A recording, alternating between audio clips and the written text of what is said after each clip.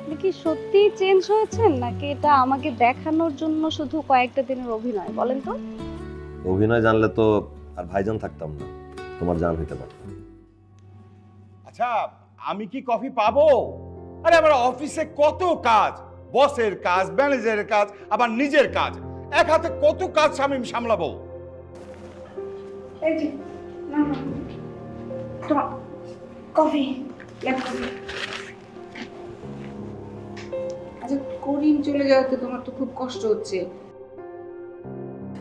তুমি একজন লোককে অ্যাপয়েন্ট করে নাও না। শোনো, ব্যবসা করতে হলে বিশ্বস্ত মানুষ দরকার হয়, সবাই তো আর করিমের মতো হয় না। আমার কপালটাই পোড়া, ঘরে জলজান্ত ছেলে থাকতে অন্য মানুষ খুঁজতে হচ্ছে। সব নষ্টে গোড়া হচ্ছে তুমি। তুমি যদি ছেলেকে প্রতিদিন 1000 টাকা করে না দিতে, তাহলে সে কিছু একটা করার চিন্তা ভাবনা করতো।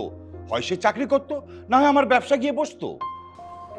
তুমি তো এত টেনশন করার কি আছে, সব ঠিক হয়ে যাবে, একটা লোক রাখলেই হয়ে যাবে। তোমাদের কথা শুনে বুঝলাম তোমরা অনেক টেনশনে আছো। কিসের তো টেনশন? করিম ভাই চলে গেছে দেখে টেনশন? আরে করিম ভাইয়ের বস দাঁড়ায় আছি তো, আমাকে মাস শেষে পকেট মানি দেওয়া লাগবে না। করিম ভাইকে যে বেতনটা দিতাম মাস শেষে আমাকে দিয়ে দিলে হবে, অফিসের সমস্ত কাজ আমি করব। এই তুই সত্যি সত্যি অফিসে যাবি? হ্যাঁ অবশ্যই বসবো, 100% শিওর। এই তুই কি কিছু খাইছিস? মানে সুস্থ আছিস তো? বাবা আমি সুস্থ আছি। তোমার অফিস শুরু হয় কয়টায়? 9টায়। আমি 8:59 অফিসে থাকবো। See you, love you. এই আমি স্বপ্ন দেখছি না তো? এটা তুমি কালকে 8:59 বুঝবা।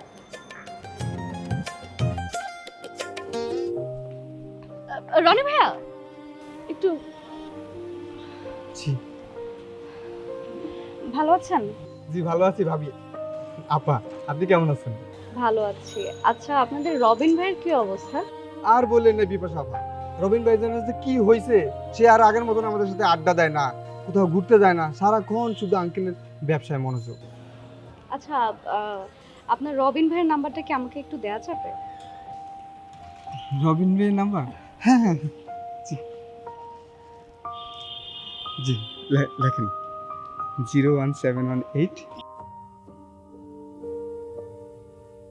Thank you. জি আসি ভাই, সরি আপা, আসসালামু আলাইকুম।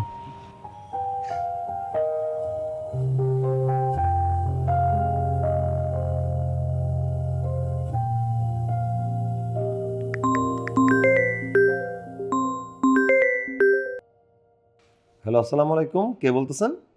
আমি বিপাশা বলছিলাম। ভালো আছেন? কি হয়েছে? এত রাতে কল দিছে, কোনো সমস্যা? কেউ তোমাকে ডিস্টার্ব করছে? কিছু হয়েছে? না না তেমন কিছু না। অ্যাকচুয়ালি বেশ কিছুদিন ধরে আপনাকে আমার বাসার নিচে দেখি না, আপনার যেখানে আড্ডা দেন সেখানে দেখি না। তাই ভাবলাম আপনি অসুস্থ কিনা, আপনার শরীর টরীর খারাপ করলো কিনা, এর জন্য আপনার খোঁজ খবর নেওয়ার জন্য ফোন দিয়েছিলাম আর কি। শরীর তো ঠিকই আছে, শুধু মনটাকে একটু ছুটি দিছি আর কি। তোমার তো আড্ডাবাজি পছন্দ না, তাই আমি আর আড্ডাবাজির মধ্যে নাই, কাজের কথা নিয়ে ভাবতেছি। আপনি কি সত্যিই চেঞ্জ হয়েছেন নাকি এটা আমাকে দেখানোর জন্য শুধু কয়েকটা দিনের অভিনয় বলেন তো? অভিনয় জানলে তো আর ভাইজান থাকতাম না, তোমার জান হইতে পারতাম। তুমি সেদিন আমাকে বুঝায় বলছিলে না, তারপর আসলে আমি বুঝতে পারছি যে আমার বদলানোটা কতটুকু জরুরি। আচ্ছা কালকে কি আমরা দেখা করতে পারি? বাকি কথা না হয় দেখা করেই বলবো। হ্যাঁ হ্যাঁ, শিওর শিওর, আমি রাজি। ঠিক আছে, ধন্যবাদ।